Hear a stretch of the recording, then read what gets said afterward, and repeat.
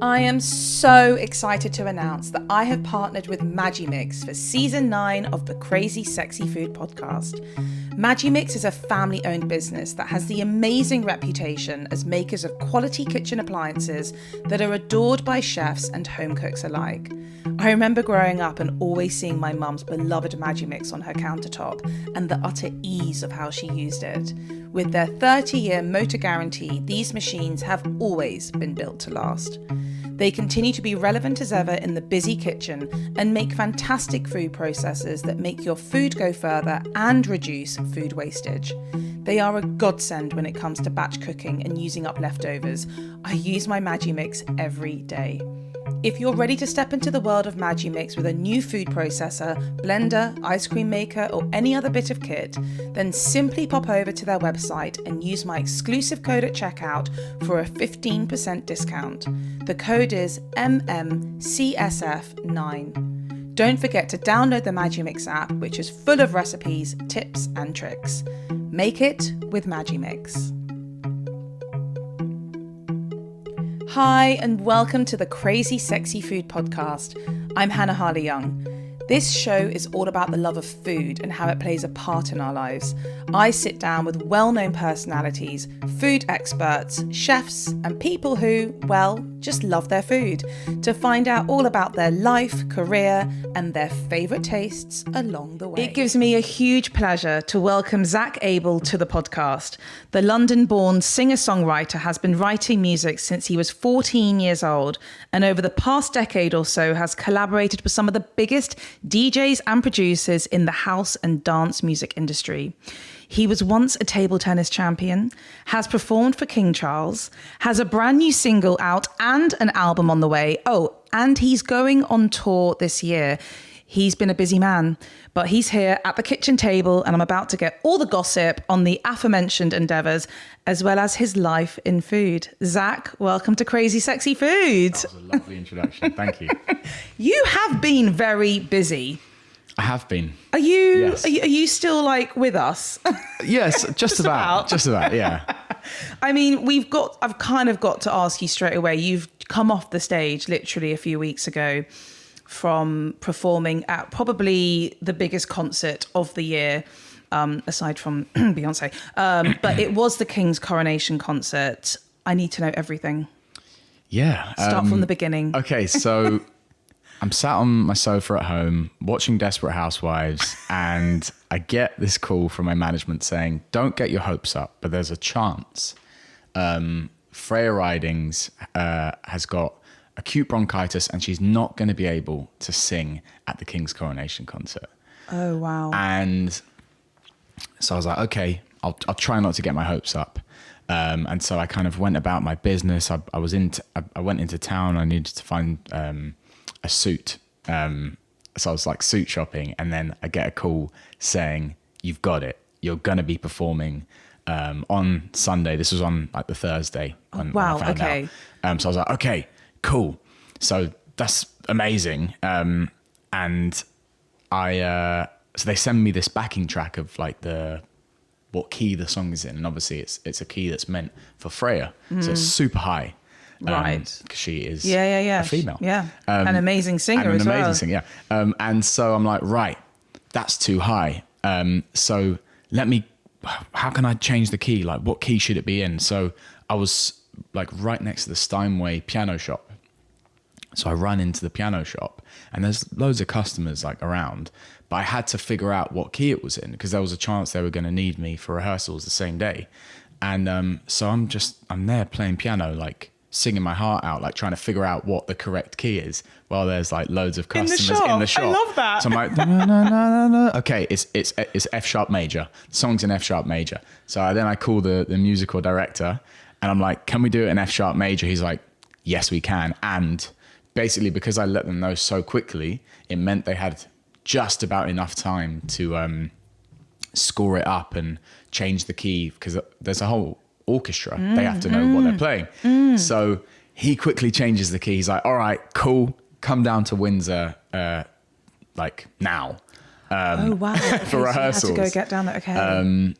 And I think if I hadn't have changed the key, then I wouldn't have had a rehearsal. Yeah. So I was really pleased with myself that I like managed to change the key in time. Incredible. Anyway, I then go to Windsor, do like my first rehearsal of it, and it went okay. I'd also never heard the song before. So I was like just frantically trying to learn the tune. Then the next day, try to find an outfit that was like worthy of a royal audience, which also fit me and my like T-Rex arms. I learned this about myself recently. I've got really short arms, so nothing on like off the rack fits me. So you got to get it all tailored. Yeah, which is bloody expensive. That and is really so time annoying. consuming. I'm so sorry for your arms. Me too. I blame my parents. It's their fault. Anyway, yeah. Bloody found genetics. a place. Sorry, not a place. An outfit. And then got it tailored on the Saturday, and then Sunday did the performance. And I mean, what were those moments like just before you're going on stage, knowing that not just that you're performing to the royal family, to the new king, but also actually to like a world stage? I mean, I was watching it on TV. I mean, everyone was tuning in. It was pretty nerve-wracking. Yeah. But at the same time, I quite like pressure. Okay. I quite like the idea of there's a chance that I'm not going to do well here, and kind of proving myself, and proving other people wrong. Because I think there was this expectation that, this guy doesn't really know it. He's a last minute stand-in, which made me want to just smash it. And also I kind of was thinking, let me just give myself the best chance. So I was listening to it all day for like those 3 days, making sure I got enough sleep so that I'd remember it. Yeah. That's super important Yeah, when of you're trying course. to learn things.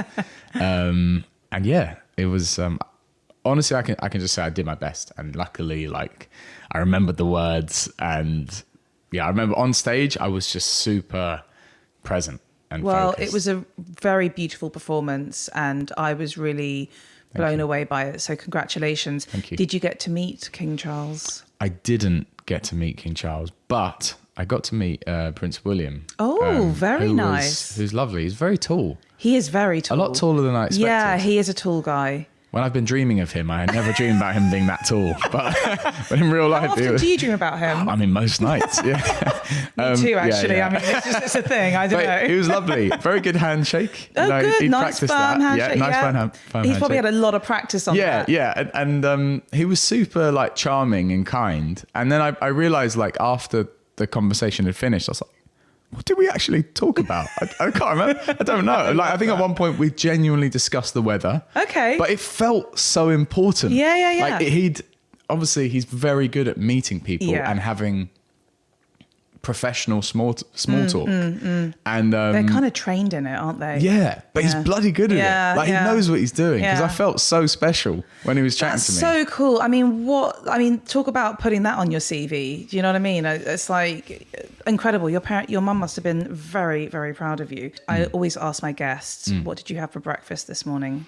I had a breakfast smoothie. Oh, so, okay. Yeah, it was banana, oats, athletic greens, and protein powder.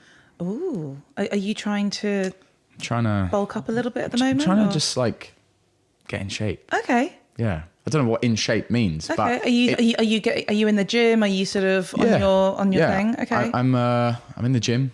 I'm also, I've changed my diet. So I'm on this fresh fitness foods thing right now. Because basically I was just having Deliveroo way too much. I'm very, very lazy when it comes to food. Okay. And I'm going to tell you off then. I want you to. I need to be shamed into action.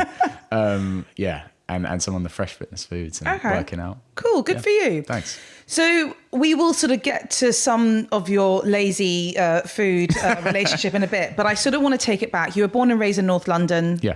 I want to know what life was like growing up, who was cooking, who was at the kitchen table, just sort of paint the whole picture. Okay, so I grew up just me and my mum, and she was doing the cooking, I was doing the eating. And she was doing the eating as well, just to clarify. And sort of talk to me about the dishes that were on the table, sort of, what can you remember? So my mum, she's got MS, right? And one of the ways that she has been coping with that has been eating very, very healthy. And so it's really important for her to have like organic food and, you know, veg. And back then I was eating, you know, everything. I was eating meat, I was eating fish, eggs, all that. So I was very, very lucky in that I grew up eating organic, you know, a varied diet with lots of vegetables and good quality, you know, produce. And what could you, if you could like think of like your favorite dish when you were a kid that you were really excited to kind of get home to after school, like what would you say it was? Growing up, I loved lamb chops. Okay. And steak. Oh, nice. Yeah. And the irony here is that you are actually vegan now. I'm vegan, You're yeah. vegan. Okay. And Yeah. you've been vegan for how long? 6 years. Okay. Why? Ethical reasons. Yeah. What was the turning point? So a friend of mine went vegan and was annoying the hell out of me and the rest of our friendship group because he was like debating it all the time and saying like, there's no moral justification for eating animals anymore or using animal products. And I was always the one arguing against him, being like, no, it's fine, blah, blah, blah. And it just got to the point where I couldn't win in an argument against him anymore. And I was like, either I'm bad at debating or maybe I'm wrong about this thing. And I decided it was the latter. And so, wow. So I was just like, okay, yeah, I can't think of a good ethical justification for eating animal products anymore. So, I mean, I always like wonder when someone when someone has sort of come from like a life where they've sort of just eaten everything, haven't really thought about it, you know, because Yeah. I feel like it hasn't been until the past sort of 15 or so years have we been thinking about how more so about what we're putting into our bodies. Yeah. But how do you suddenly go from meat, fish, dairy, everything? Was it like cold turkey, or did you very slowly phase things out? I slowly phased things out. Right. And also for an entire year, I was convinced that veganism was like a good path for me, but I still ate meat. There was an entire year of cognitive dissonance. Right. Where I thought one thing, but just did another thing. For me, it started with breakfast. So instead of having milk in my porridge, I'd have like rice milk or oat milk. And then from there, instead of like cooking a big kind of stir fry with chicken in it, it would be tofu. And that was... Yeah, and that it was just kind slowly of, went that in way. In London, it's a lot easier. Yeah, it is. Especially like, because oftentimes I'll be in the studio till really late and my dinner will be ordering food while I'm at the studio. And so in London, there's great vegan options that you can... I mean, I just think in general, vegan, plant-based, whatever, you know, we are catered for so well these days. Yeah, we really are. I remember going to New York to visit a friend in like 15 years ago, and she was vegan. And I would look at her and just think, do you like hug trees and wear like Birkenstocks and like, you know, sort of like don't wash your hair type thing. Right. Even though she was actually a really glamorous person. So I have no idea why I just said that. But, you know, the food that she was eating, it was still really difficult. And America's always been ahead of us when it's come to like vegan and plant-based food, particularly LA. But just there were certain things she was eating and I just had never even heard of things like tempeh. Yeah. You know, I was like, what is this? I'd heard of tofu, but... Yeah.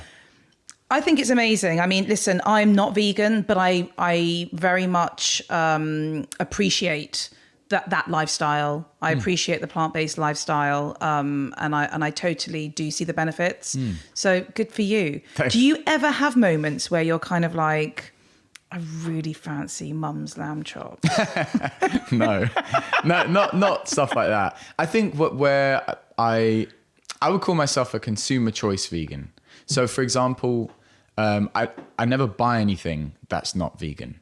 Okay. However, I try to be practical about it. So, for example, if I'm in a restaurant with someone and they've ordered something with cheese in it, right? And I've finished my food, they finished their food and they've left loads of it on the plate. and say I'm still hungry, I think it's more ethical to finish off their food than for it to go in the bin. I like that. Even though I'm completely So you would eat a bit of the cheese? Yeah. Or would you just sort of push the cheese to the side, or? As in, I would, as in if it's like all mixed in, I'd probably fine. still, Okay. because I'm like, okay, what's the it takes more kind of energy and land to produce, you know, whatever product it is. It's more ethical if something's going in the bin to eat that. For me, it's, I don't really care about labels. I don't care about, you know, being called a vegan. That's not why I'm. For me, it's about, okay, what's something that I can do to reduce suffering? And so, yeah, that fits in with that. In the same way, before I was vegan, someone got me a leather wallet, right? There's no point in me throwing that leather wallet away to buy a new vegan leather wallet. Sorry, like vegan wallet. Just out of principle. Like, I don't really care about it. It's just like, okay, what actually impacts the world in a good way? And so, yeah. I like this. This is a new one. A consumer-based vegan. Is that what you called it? A consumer choice vegan. Okay, I'm going to use that one. Your father passed away when you were quite young. I'm very sorry to hear that. That's all right. He was born in Morocco. Yeah. Moved to Israel. Yes. Was there any influence of that in the house? In the house, like sort of like, you know, in terms of the food, like did your mum ever cook any sort of Israeli inspired dishes, or maybe she tried? Yeah. Sorry, Mum. Yeah, no, as in like, I suppose the Mediterranean diet, like that's definitely influenced that in some way. But my mum and dad were never really together. Okay. So my dad lived in Israel my entire life. But apparently he was a very, very good cook. He actually had a restaurant at one point in his life. In Israel? In Israel, yeah. He was a very good fish chef. Oh, wow. And apparently he was an amazing fisherman as well. Oh, there we go. Yeah. The plot thickens. The plot thickens, yeah. So I sort of want to fast forward to sort of present day. You said that you are lazy with your food. Yes, among other things. So do you cook much at home? No. Why? Because I really, really don't like cleaning in between there. You see these bits, right? Yeah, okay, there's a few little crumbs there. Don't look too far into it. But you're really like professional at this, right? Okay. And even you leave crumbs there. Yeah, okay. Imagine, let's not talk about the crumbs, Zach. Imagine. So I like cooking. I actually do enjoy like getting it right. Okay. Right, and the flavors. Yeah. I've got a really good nose for flavors. Okay. Right? Like I don't know if I've ever spoken about this, but yeah. Like in the playground, if there was a jumper on the floor, I could smell it and be like, yeah, that's Jamie's. Oh, I've got a really sensitive nose. So that helps. That's amazing. With so, okay, what did you think when you walked into this house? I was like, these guys, they're up to something. You're good. Okay, You're so, good. so you basically you don't like all the cleaning. I hate cleaning. Okay. Right? And then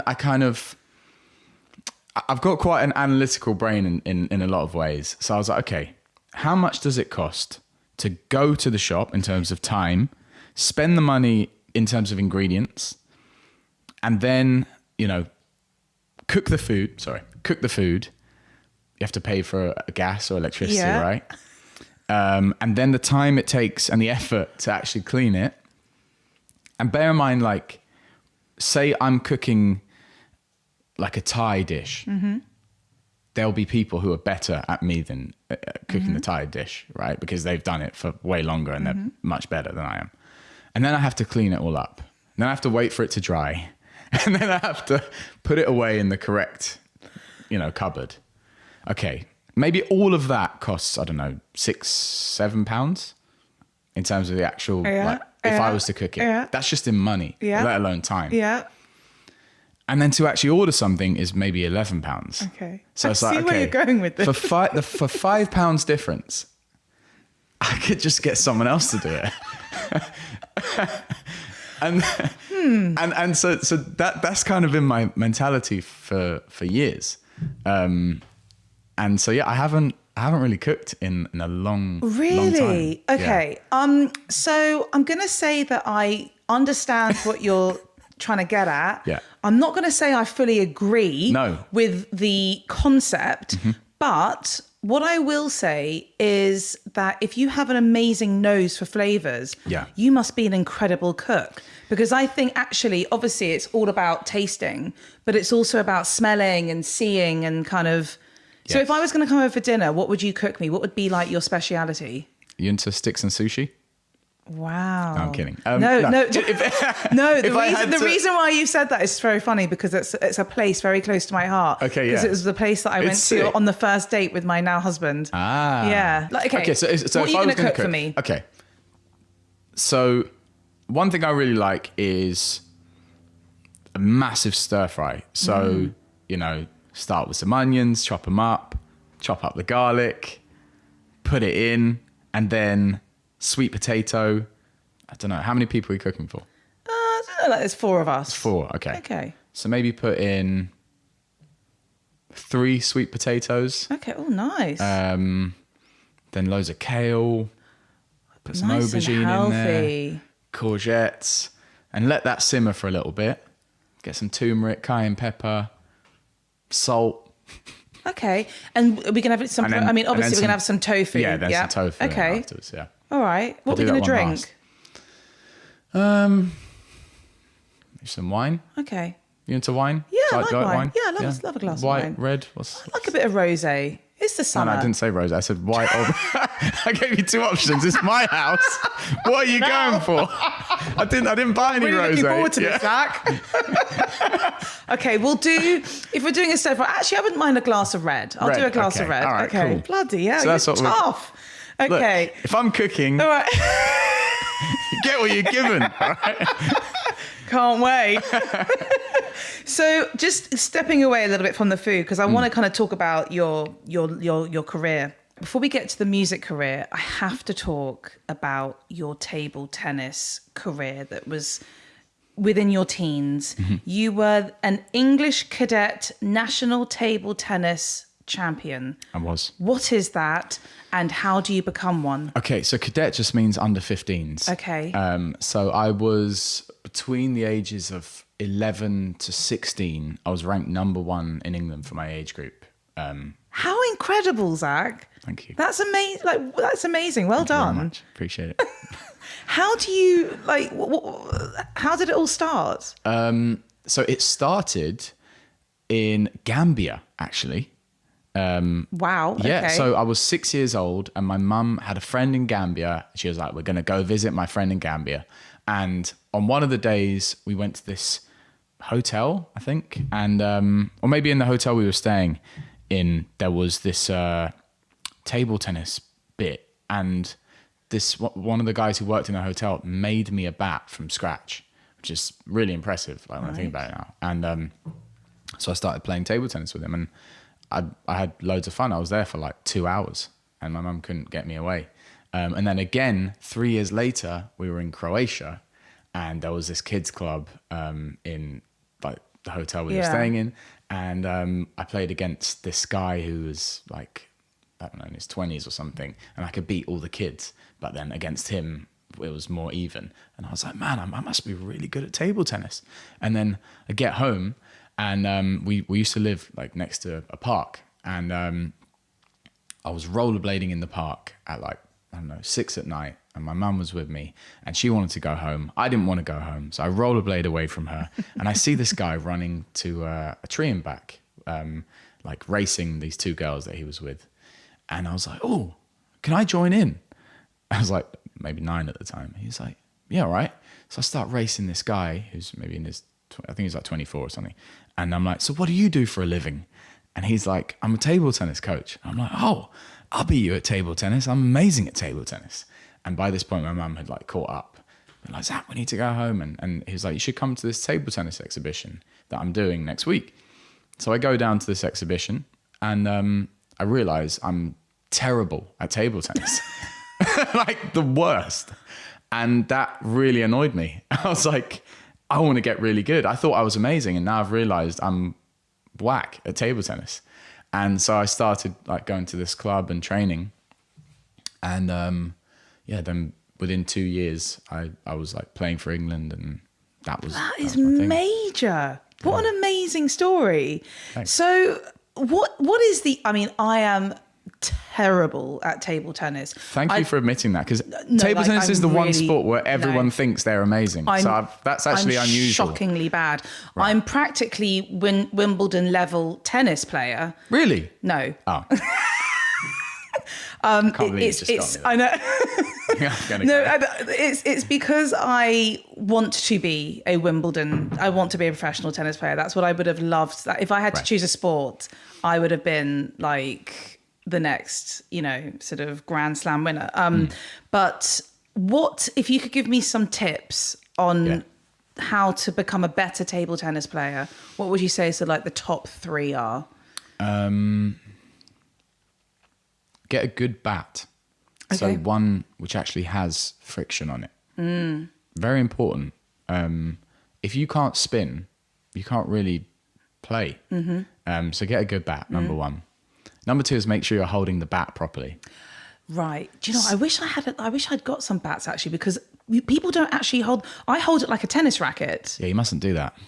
You mustn't do that. As in you hold it right at the bottom. Yeah. Oh, No. Do you have to control. hold it like so you're... It's called shake hand. So you literally hold it as if you're shaking someone's hand. Okay, got you. And you have much more control that way. Right. And the third thing is, this is a good one, your free arm. So most people play with one hand and then their other arm is just by their waist or their hip. And actually your other arm needs to be up as well for balance and control. And so why did it not go any further? So I was 15. Yeah, I was 15. I was living in France, playing for a club out there, kind of semi-professionally. And I was training about 5 hours a day, 6 days a week. And essentially living the lifestyle of a professional table tennis player. And I realized as I was doing that, I can kind of see where this is going to go. Like I was training in the same place that people maybe top 50 in the world were training in. And I was kind of looking at their lifestyle, and it was just very, very monotonous. There wasn't a lot of variety, and I kind of was falling in love. I started writing songs when I was 14, and there was that side of me which was there was something which was kind of yearning to get out. And I started putting up these YouTube covers of me singing from like 14 to 15, and those videos were getting a lot of attention in the Northwest London 16-year-old community. And then one of these 15, 16-year-olds, they knew someone whose mum, whose cousin was a music manager. And then I was getting all these offers from managers being like, hey, we think you're great. We want to manage you. Wow. And I was like, wow, I mean, that's pretty cool. And so I was like, maybe I should follow this music thing. Because all I wanted to do was write songs and listen to music. That was my kind of safe space away from training and French school. I was literally like... So that's what I was going to ask. So how did school kind of play a part in sort of, I guess, right on the bridge of those two careers? Because you were obviously, I assume you were in France. Yeah. So you'd left the UK. Yeah. You're training, but then where does school fit in? So I was at a school called UCS. I know it well. Yeah. Which is a pretty good school. Yeah. I had a full bursary to go there. Wow. Which was an amazing opportunity looking back on it. And so I was there for year 7 and year 8. But all I wanted to do when I was there was table tennis. And my coach had just got a job at a place called Harefield Academy, which was like a new school. It turned a failed school into an academy, which then focused on sporting excellence. So you had kids who were in like the Olympic ice skating team, and then all the Watford Football Club academy players training there as well. And it was an amazing opportunity from a sports point of view, and I decided to go there and follow my table tennis coach. But because the level in education was so different between UCS and Harefield Academy, they put me up a year. So it meant that I did my GCSEs a year early. Wow. And it meant that I essentially had a gap year at 15. Sweet. Yeah. So I went to France and just trained my ass off. And does diet play any part in a table tennis career? Yeah, in the same way it would in any other sport. Okay. Maybe apart from chess. Like anything where you're just burning so many calories. And so what were you kind of advised to eat, or what were you told to do? We like all of our food in terms of like around training was sorted. I was kind of staying in this like youth hostel, and there was me and maybe 10 other kids all staying in this. It was such a weird place where it was like, I can't even describe it. Yeah, just kind of youth hostel. And we would just have a load of carbs, load of meat, and then some veg. It was kind of like school dinners in the evening. For lunchtime, I was kind of left to my own devices. So it's kind of weird thinking about it now. Like I was 15, basically out there on my own. Yeah. And just roaming the streets of Brittany like every day.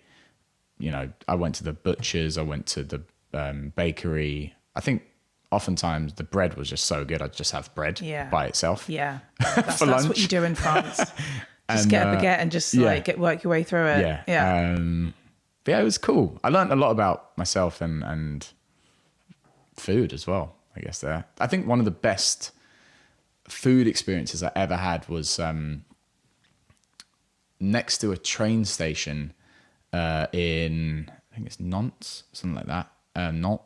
I don't know how you pronounce it. Nantes. Something like that, yeah. I just said what you said, but with a French accent. I really believed you when you said that. But then as I heard it back, I was like, nonce. I was like, yeah, that doesn't sound good. I'm trying to just bring back my A-level French. Yeah, it's just this random brasserie. Yeah. Oui, oui. Oh, oui, oui. Next to this train station. And yeah, they just had, I think it had a steak and chips. And it was just the best. Just ever. Amazing. Yeah. I think it was the best steak I've ever had. Really? Yeah, in this random restaurant, which wasn't like fancy. I love those kinds of stories where it's just like it's the most random situation, but it could be like the best meal that you'll think about for the rest of your life. Mm-hmm. I love that. So, okay, now bringing it to the music, you sort of decide to park the table tennis career. Yeah. You obviously are getting a lot of traction amongst your peers and your friends, brothers, sisters, cousins, mum, who's part of the music industry. Yeah. And I guess turn this into what would become a full-time career. Yeah. So I guess, so actually just like hearing about even your time in France, it feels like you kind of grew up quite quickly, in that sense. Yeah, definitely. So I guess going into the music industry, still in your teens, did that felt quite sort of not that different to if you had been at home, at school, living with your mum the whole time, I guess? Yes. It was similar in that it's a very pressurized thing. It's not a team sport, music. You're kind of on your own in a way. And I was used to being quite self-motivated and dealing with high pressure situations. So in that respect, there's a lot of similarities. Also, I suppose resilience. There's often times where you lose matches and you have to learn from it. And equally, there's been times where I've been on stage and just absolutely everything goes wrong. Yeah. And you just have to dust yourself off and try again, like the late Aaliyah once said. Mm-hmm. And obviously I'm fast forwarding a lot here, but over the past, what has it been, like nearly 14, 15 years since those songs were going on YouTube when you were 14? Yeah. Wow. You've collaborated like with some like really big names. We're not talking just like, some like back end DJ. We're talking like people like Gorgon City, K Tronada, Don Diablo, Kygo, Avicii. Mm-hmm. I mean, these are like world famous DJs, producers. What's it like being in the room with some of these people? I mean, it's amazing. I think just knowing that they have such a huge kind of plethora artist they could be working with, and they've chosen to work with you, is a massive compliment. And yeah, I don't take the opportunity lightly. Do you ever get sort of nervous around any of, or like, you know, not nervous, but, you know, there's certain people I think in my life who I've, you know, had the privilege of meeting, and I'm always a bit like, I can't believe I'm like, you know, with this person, or even people actually that have been on the podcast sometimes. It's amazing. Are you feeling that right now? Is it? I mean, I'm honestly, I had a little cry earlier. Yeah, I had a cry earlier. I was like yeah. very like excited and nervous. That makes sense. That makes sense. I sang at the Coronation concert. Exactly. Yeah, just so you know. I mean, you are Beyonce status now. I didn't want to say it, but you've said it. And you are. You've totally made it. I needed that. Thank you. But you have a new single out as right now, as we are recording, which is called Dance With You, The Comeback. And it's co-written with Tom Misch. Tell us about the track. I think it's wicked. Thank you. The video is amazing. You dance in it. I love it. You got some serious moves. Kind of what inspired it? The inspiration for this song was literally just us feeling so kind of pent up after the lockdown. You know, we weren't able to go out dancing and like just meeting people and shouting and getting sweaty in clubs. And I just wanted to write a song about that. It's literally as simple as that. I wanted to write a song about I just want to dance. With this tune, it was me, Tom, and a guy called Johnny Latimer, who is a really amazingly talented writer. I've written with him before. We wrote a tune called These Are the Days, which is the first song I ever put out of my own. And I was jamming on piano. Tom was on the guitar. And so we just kind of jammed out some chords. Tom's just got this real amazing disco vibe about him, and very kind of soulful ways of playing things.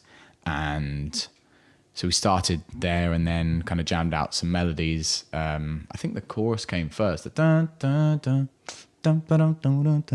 very catchy. It is quite catchy, yeah. Yeah, annoyingly catchy. That's a good thing. Yeah. I also feel like I'm most certainly not kind of in a place to be like a music critic or anything, but I feel like post-pandemic, you know, we sort of, not to talk about it, but, you know, we went through a really awful few years. And I feel like the music that's coming out now needs to be this kind of happy music, celebratory music that actually literally gets you up dancing, because we didn't get to do that for so long. Yes. And I'm sort of like accepting all of this, these tracks with like open arms, because this is what we need. Yeah. And that literally does what it says on the tin. Thank you. Yeah. So well done. That was the reason for making it. Exactly that. But so let's talk about these dance moves, because you're a bit of a good dancer in that. I'm a bit of a good emphasis on a bit of a good dancer. I agree with you. Listen, I gave you Beyonce status. I'm not going to give you everything. No, you can't. You can't. No, you have some wicked dance moves. But you know, is that something that you've always loved doing? Yeah, I've always loved dancing. I had a moment between maybe like 12 and 17, which was when I was like maybe 12 and 16, which was when I was really into table tennis, and I couldn't go to any parties because I was training on the weekends, where I just missed out on so much dancing stuff. And that kind of like messed with my confidence a little bit. And then after that, like maybe going clubbing up, like when I was 17, 18, I kind of got it back a little bit. And then, but then always in music videos, my record label was always like, no, there'll be no dancing. It's not cool. It's not cool to dance. Really? God, I think it's so cool to dance. And I always kind of went along with it because, I was like, the record label know what they're talking about. But then this time I was like, you know what? Nah, this tune is a dance tune. It's called Dance With You. Why would I not be dancing? And so I just wanted to dance. And I mean, it was definitely kind of uncomfortable at the start. I wasn't used to, because you imagine that the camera's there, but behind the camera is 20 people, or being like, oh my gosh, from the labels, being like, and your management's there and like, and you can see all of these like decisions that's so happening. Disconcerting. And you're like, oh no, just focus on this. you know, and just trying to like stay in the zone. That was quite challenging on the music so video. interesting because people always think with like music videos, because I've been on a few music video sets in my past life. Nice. And I think people think that it's like a massive party and the music is blaring at like stadium levels, and it's really not like that at all. I've seen some music videos where actually the song isn't even being played, and you're having to like act out whatever it is, because then the music will just go on top. And it's just like, that's what I'm saying, it's so disconcerting when you're trying to like, especially if you're dancing and you're kind of trying to get your moves down. And like, it's not like, I think, as party glamorous vibes that people think it is. So to pull it off is, I think, a really like great thing. Thank you. So there you go. Thanks. Well done. I'll take that. Another compliment. Thank you. So you have a tour coming up at the end of this year. I do. What can we expect from the tour? So I'm going on tour end of October to the start of December, and going all across the UK, and then also all across Europe. Amazing. So cool. It's the biggest tour I've ever done, 23 cities. Wow. And there's going to be lots of singing, lots of dancing. Great. There's going to be a section of the show where everyone has to take off all their clothes, and that we have like a big baby oil dispenser from the ceiling, and it's called Liquid Love. So essentially everyone gets smothered in baby oil and has to then lay on the floor and then just kind of I don't know if I actually genuinely don't know if you're being serious or not. You have to do something different these days, or else people aren't. This is a lie. No. Just hear me out, right? Everyone is then super close to each other, but just kind of like slides across each other throughout the room. And it's not a sexual thing. It's not a sexual thing at all. Okay.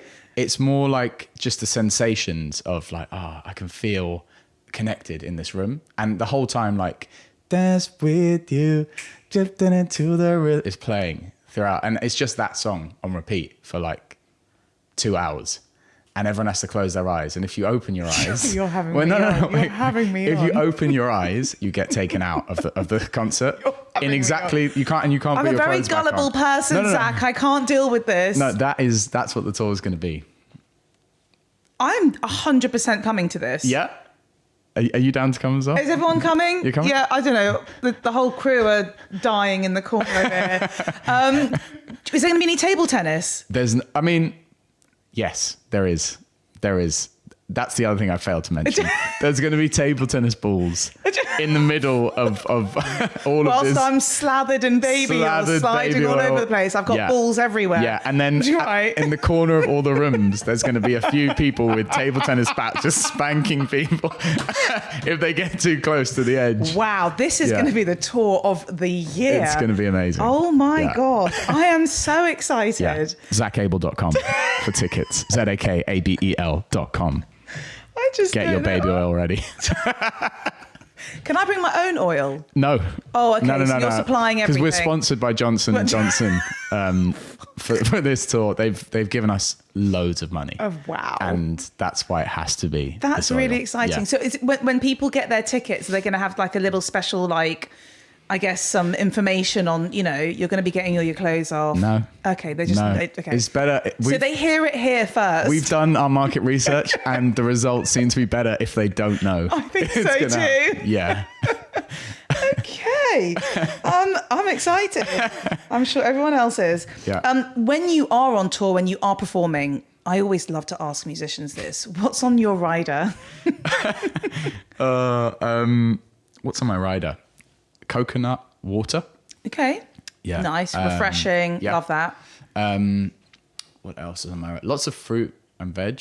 I've read somewhere that kiwi has more vitamin C than tangerines and oranges. It does. And when you're touring a lot and, there's loads of adrenaline, you want to have your vitamin C. So what about any drinks? You going to have a little something just to kind of toast to the evening? I don't drink when I'm touring. Oh, good for you. So it's not for me. Sometimes the band want beers. So if they want beers, we'll just put that on the rider.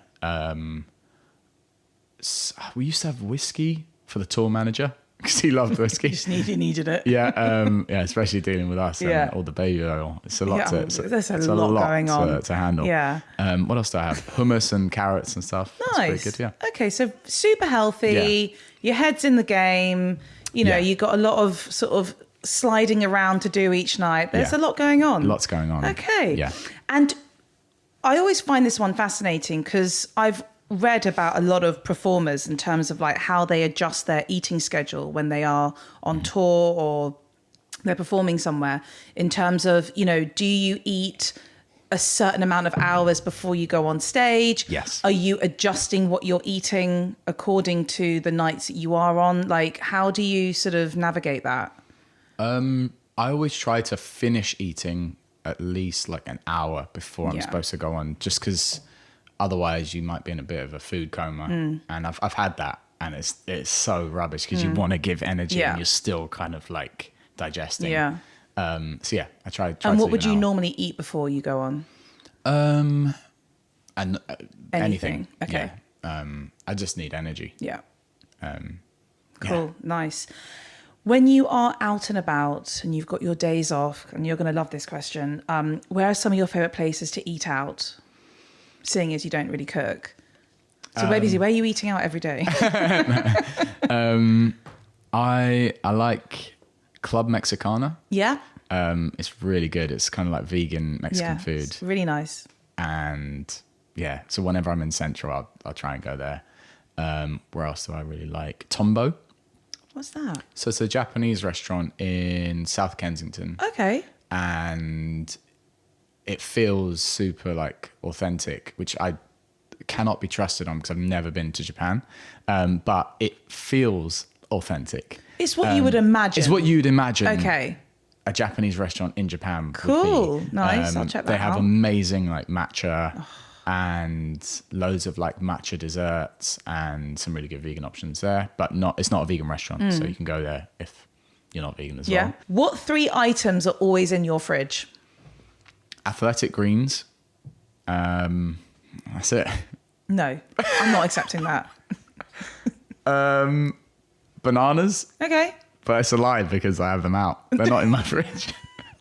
And eat maybe easy peeler tangerines. Yeah. I'm really looking forward to dinner at yours.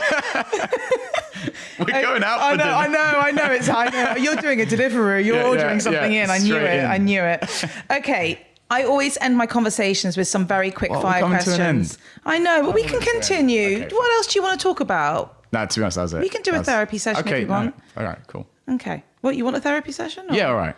Okay. So I'd like to talk about how I've been feeling lately. how have you been feeling? What's been going on? Good, thanks. What about you? I'm okay. I'm a little tired today, but I'm good. Okay, I'm good. cool. I'm just very happy to have you here. Thank you. I'm glad to be here. I'm glad move- we got out that way. Yeah. All right, let's do the quick fire. Right. These are quick fire. Yeah. I find that my guests do like to talk a lot on these answers, and I've realised I've got to be a bit stricter about it. Fine. Okay. So, what is the craziest food you've ever eaten? Durian. Oh, I know what that is. Yeah, stanky. Yeah. Where did you eat that? It was an Asian supermarket Okay. place in Colindale. Oh, wow.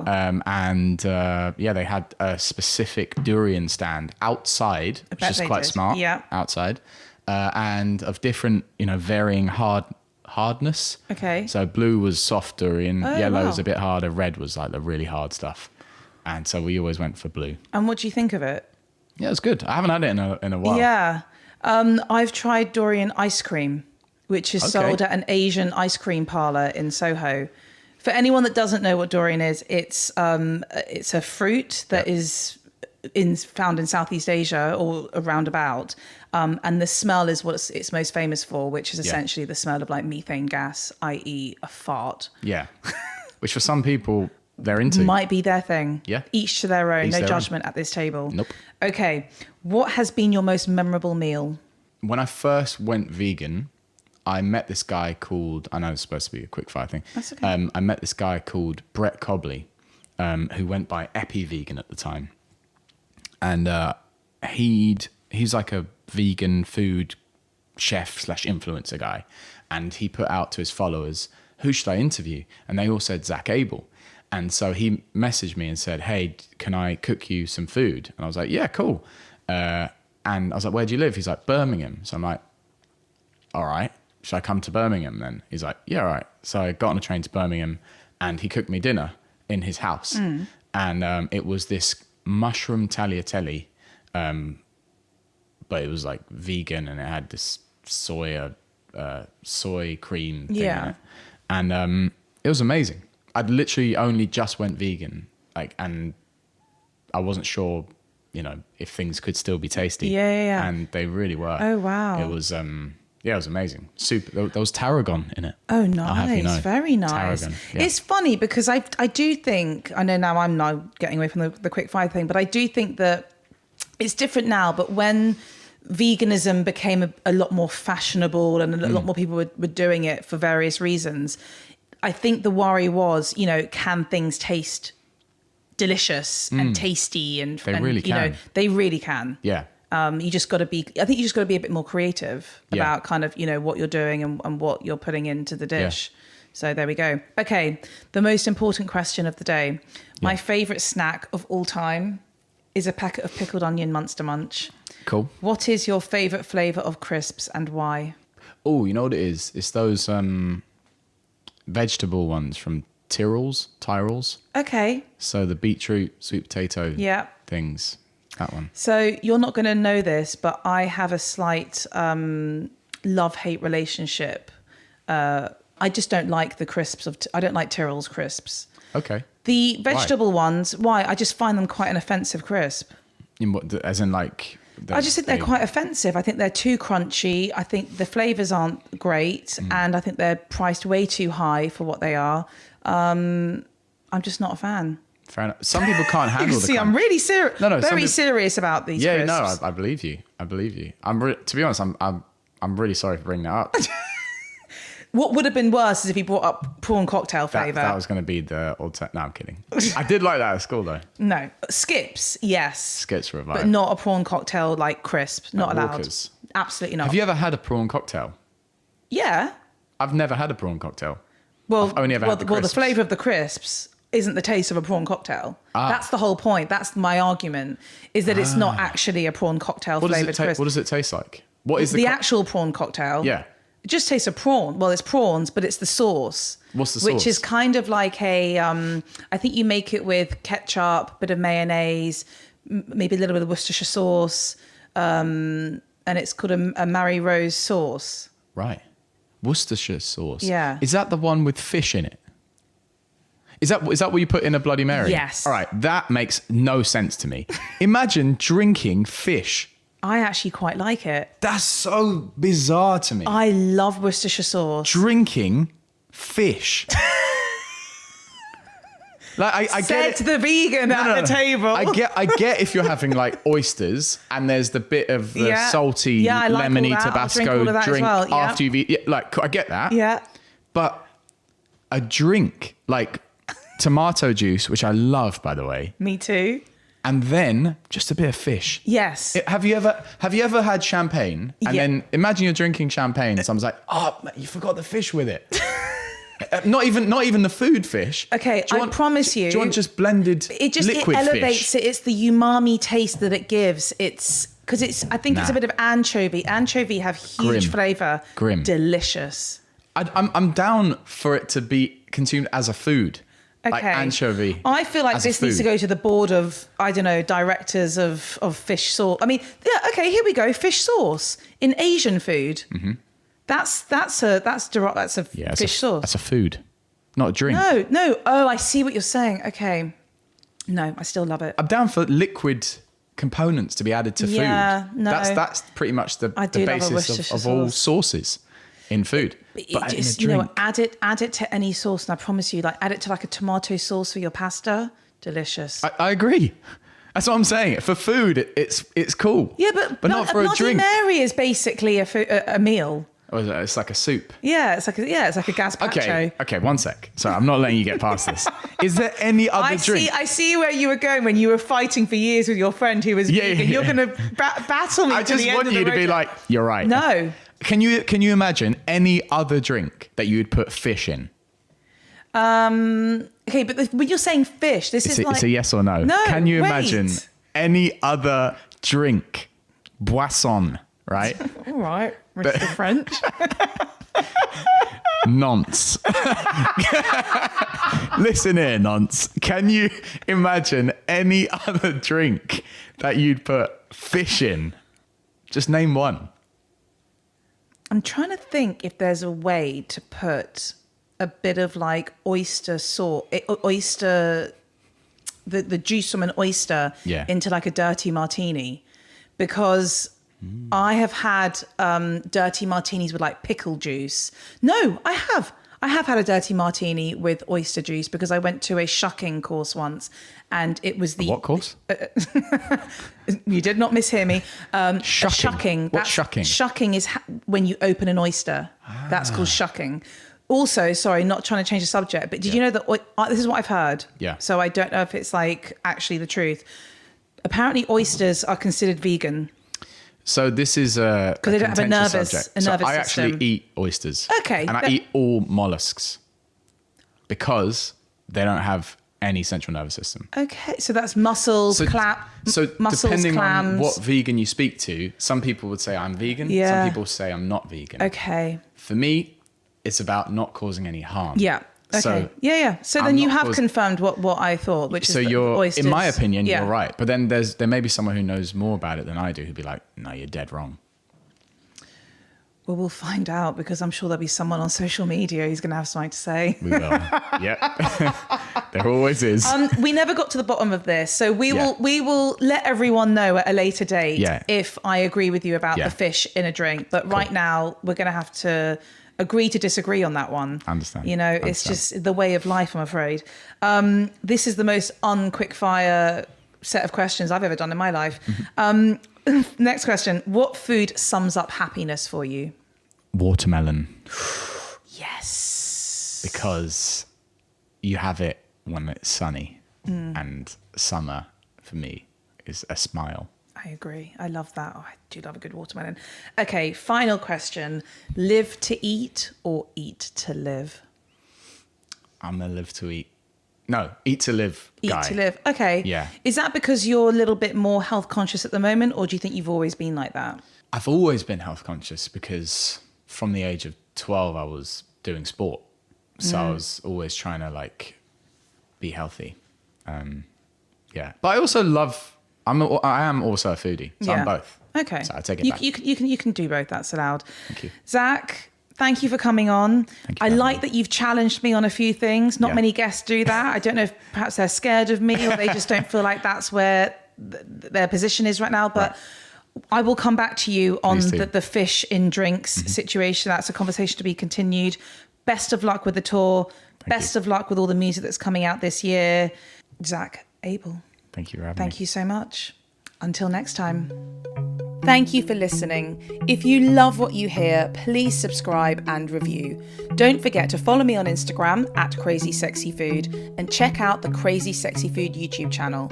Until next time, bye.